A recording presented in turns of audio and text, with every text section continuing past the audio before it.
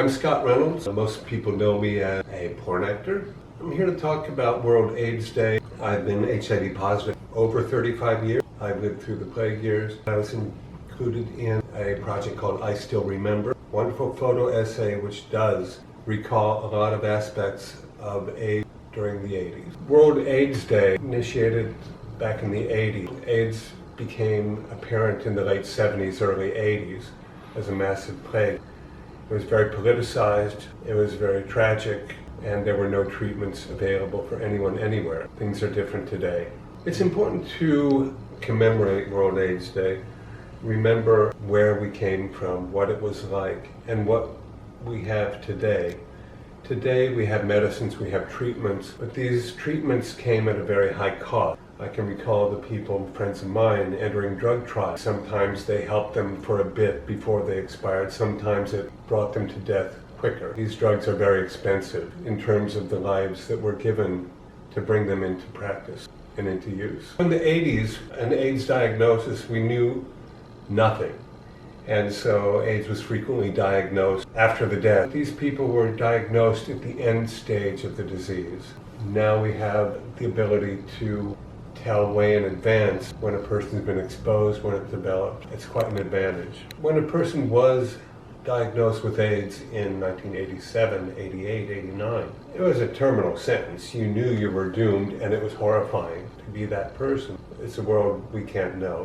What I did see is how people withdrew, selfish fear, backing away from people, abandoning friends, families, showing open contempt, punitive. You are a bad person. You got this because you did bad things, and you deserve it. It's horrible, horrible way people had been in the plague, and it's all fear, and it's all stupidity, and it's all ignorance. If we move forward to the present day, end of 2017, world of difference. There are multiple treatments to take care of people from the first blood test result, years before developed symptoms. It's different now. Most people are not as frightened about it. I talked to a younger man who grew up, he came into gay life right as the plague was at its peak. So to him, just being who he was in itself a death sentence. And it's very difficult to address this to people who don't know. There's another further generation to whom all of this happened before they were born, and they're the hardest to make understand that this was the tragedy of great depth. I have met too many people, uninformed or improperly informed, young people who say, "Oh, it's nothing, I can be freewheeling, and if I get positive, I'll just take medicine." This is not untrue.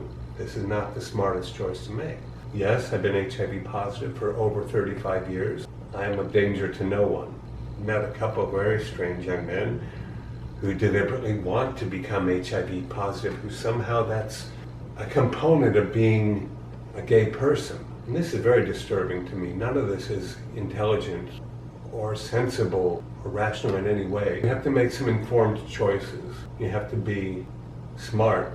It's good to know the past. It's important to know what you can do today. There's no longer cause to have fear around any issue surrounding HIV. There's no reason to separate yourself from a person who is or you suspect might be HIV positive or have AIDS. If you're HIV negative, it's pretty advisable to respect that and take care of it so that you can continue in that manner. If you are HIV positive, it's important that you keep abreast of current medical developments, know what medicines you're taking, know what the medicines do. I think is a smart idea always. And you have a better idea of how this is affecting you. And it helps you stay healthier. As far as HIV goes, as far as being HIV positive, don't shrink back from life. You can have a career, you can have a loving relationship. These things are all available. It's all life now. Life is possible. If you don't know your status of where you stand, if you're HIV positive, negative, I'd really suggest you learn that. It's responsible action in the world today. There's no reason to be afraid of an HIV test. There's no reason to be frightened of the results. You don't have to be so traumatized today. Get your information, find out who you are, address it properly. HIV, it's a virus that is spread almost exclusively through sexual contact. You don't have to be afraid of the man on the bus or the woman in the cafeteria serving your lunch. If they're HIV positive, you do not have to be afraid. It's not going to leap out of their body and come into you. If you're not clear on your choices, if you're negative, protect that and defend it.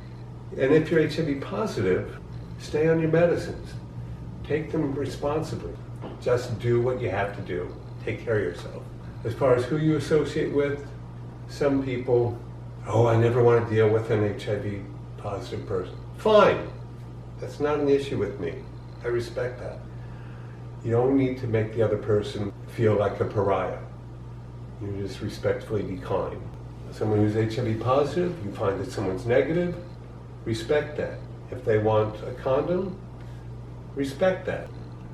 We are taking a time with this exhibit and with this little speech here to commemorate World AIDS Day. It's important to remember where we were and how we got to where we are today and how we live today. Of course, it's important to remember the struggling, the suffering, the sorrow of those we've lost. Live today. Live respectfully for yourself. Take care of yourself. Make informed choices. Treat all other people with respect, courtesy, kindness. This is the way to commemorate the love for the people in the past, is to bring that love to the people around you at every side, at every moment. Thanks.